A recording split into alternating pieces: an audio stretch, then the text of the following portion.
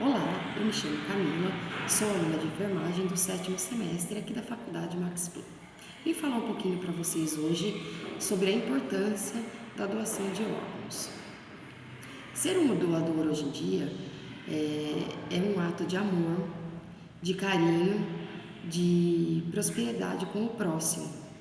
Sempre devemos ter empatia e se colocar no lugar do outro, mesmo sendo muitas vezes difícil, porque estamos passando, a família está passando por uma fase de luto. A lista de espera de doação de órgãos, hoje em dia nós temos mais de 40 milhões de pessoas na fila como receptores. Quando o ente tá vivo e precisa, e é um receptor e necessita de um órgão, primeiro é realizado o mapeamento e o rastreamento entre os entes familiares para ver se é compatível alguém da própria família com esse receptor. Quando não se encontra ninguém compatível da família, aí partimos para a lista de espera. Esse receptor entra em lista de espera ele não tem prioridades nenhuma, ele vai para a fila de espera como os outros receptores, aguardando assim ter um doador compatível a ele. Para a gente doar um órgão em vida, temos que ser maiores de 18 anos e não ter problemas nenhum de saúde. Problemas esses que eu posso citar como doenças infecciosas. Desde que você não tenha problema de saúde, seja maior de 18 anos e todos os seus exames forem compatíveis com o receptor, você pode ser um doador sim de órgãos. Fica muito complicado, nós temos que entender na verdade os dois lados. Quando eu decido doar um órgão, eu tenho até o último minuto que eu ainda posso desistir da doação. Porém, eu tenho que lembrar que causa um dano para o receptor, que ficou anos e anos numa fila de espera, depois de tudo pronto para receber o órgão. Se eu, como doador, desistir, é muito triste para outra parte, para o receptor. Ele sabe que ele vai ter que começar do zero novamente, vai entrar para a fila, vai ficar na fila e vai ter que passar por todo o processo de doação novamente. Chora muito, fica triste, causa uma decepção, pode entrar até em uma depressão, porque tudo começa novamente. Temos que respeitar sempre o lado da família. No caso de morte encefálica, nós temos que ter sempre empatia, calma, passar a família, nesse momento de luto, está muito sensível com tudo que acontece.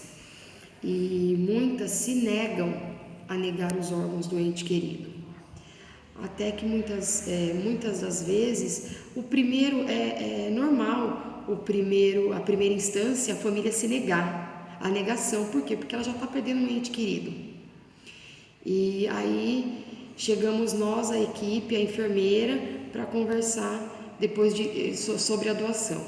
Depois de ser constatada a morte encefálica do paciente, isso acontece através de vários testes, passado por constatação de 2 médicos, e a família está muito fragilizada.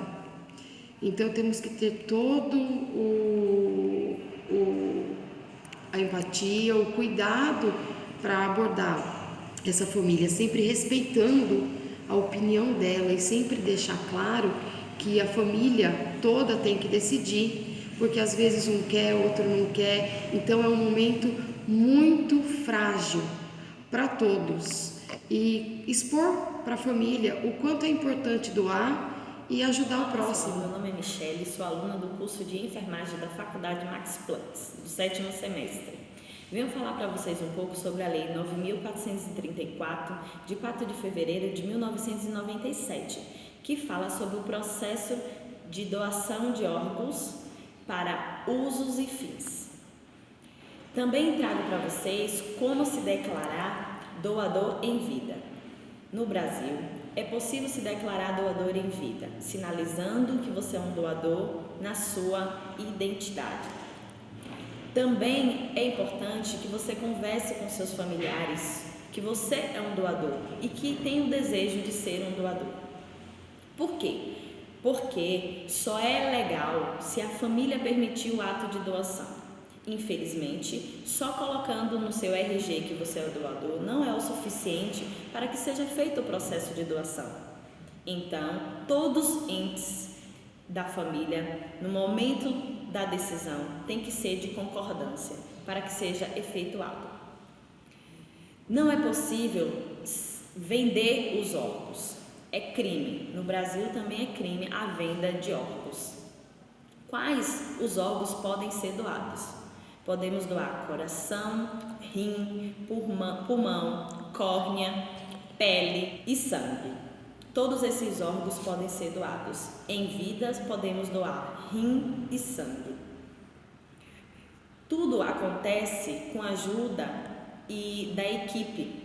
A equipe ela é responsável por fazer esse intermédio da família com o receptor.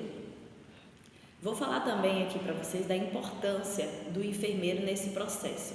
O enfermeiro ele é responsável de manter o contato com a família, explicar sobre o procedimento, falar de como é o processo, porque muitas pessoas entram no processo de negação. Elas não aceitam que o seu ente querido não vai estar mais entre elas. Então, a princípio, se nega. Há artigos, relatos de que foram feitos essa mal conexão no processo de conversar família e equipe e por isso muitas não aceitaram esse processo de doação.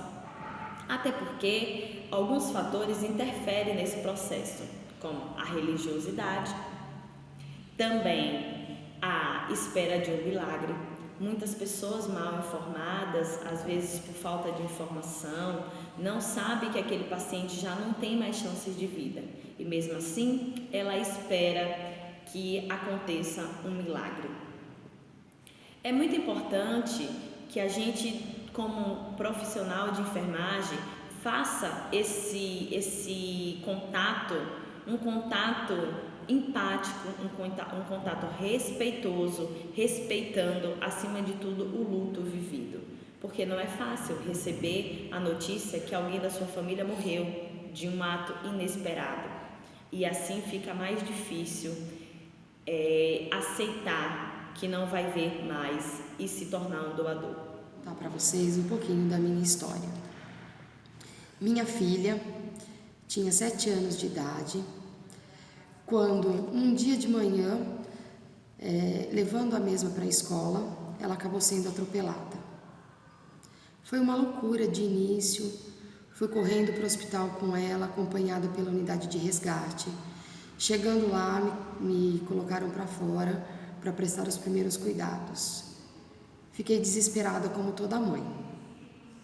Depois de mais de 1 hora aguardando na recepção do hospital, fui chamada pelo médico para conversar.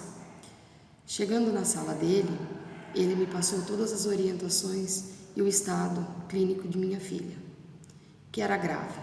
Ela estava entubada, com trauma de cabeça, com edema. Foi um choque muito grande. Filha única,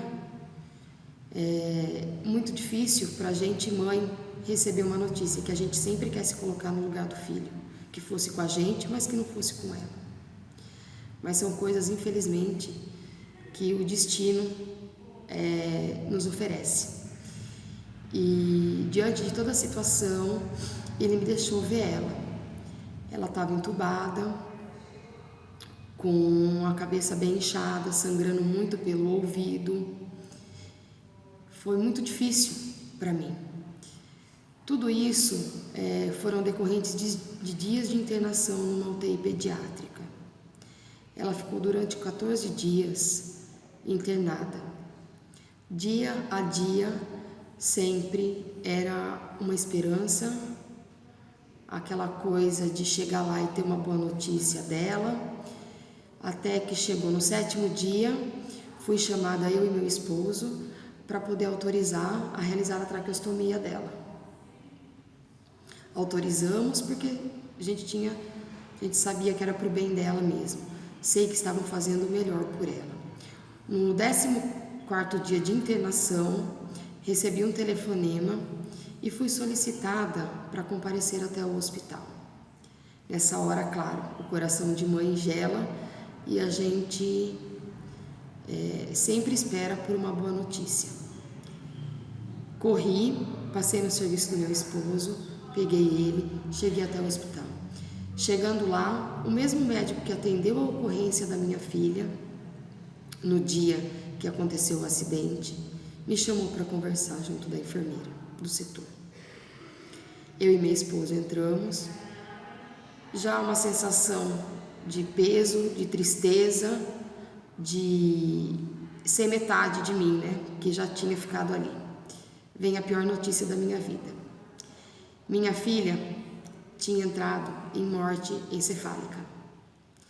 Depois dos testes que foram feitos, foi constatado realmente a morte encefálica dela. Uma situação muito complicada, principalmente para nós que somos pais, que somos mães. É um baque, arranca metade da gente. A primeira sensação foi de desespero, de não querer ouvir isso, de ser mentira, de esperar sempre que seja mentira. Não concordei. A gente sempre quer arrumar um culpado para isso, porém, infelizmente, foi detectada mesmo. Fui chamada até lá, eles me explicaram todo o procedimento que foi feito para detectar a morte encefálica e a enfermeira, muito disposta, muito compreensiva, conversou comigo e com meu esposo sobre doação de órgãos. De início eu neguei, eu não aceitei de forma alguma, sempre disse, minha filha veio com tudo, já me arrancaram ela, por que vão querer arrancar os órgãos dela nesse momento tão doloroso? Não aceitei, não quis, e assim, o médico e a enfermeira respeitaram a minha decisão de início. Não forçaram, não impondo em nada. Você vai ter que fazer, isso é muito importante, isso foi muito importante na minha tomada de decisão. No retorno para casa, um desespero tomou conta de mim, meu marido sempre do meu lado, me ajudando, me acalentando, junto de mim. Chegando em casa, durante a noite, nós sentamos, conversamos, meu marido mais sereno, sofrendo muito, porém sempre do meu lado, me ajudando, firme e forte, propôs, me mostrou por que a gente não poderia ajudar outras crianças, outras pessoas que necessitavam dos órgãos da minha filha, que ainda não estavam ali bons. E foi aonde, depois de muita conversa, eu decidi que no outro dia eu iria falar com a enfermeira e quais os trâmites legais perante a lei que eu poderia ajudar outras pessoas, e eu gostaria de realizar a doação da minha filha.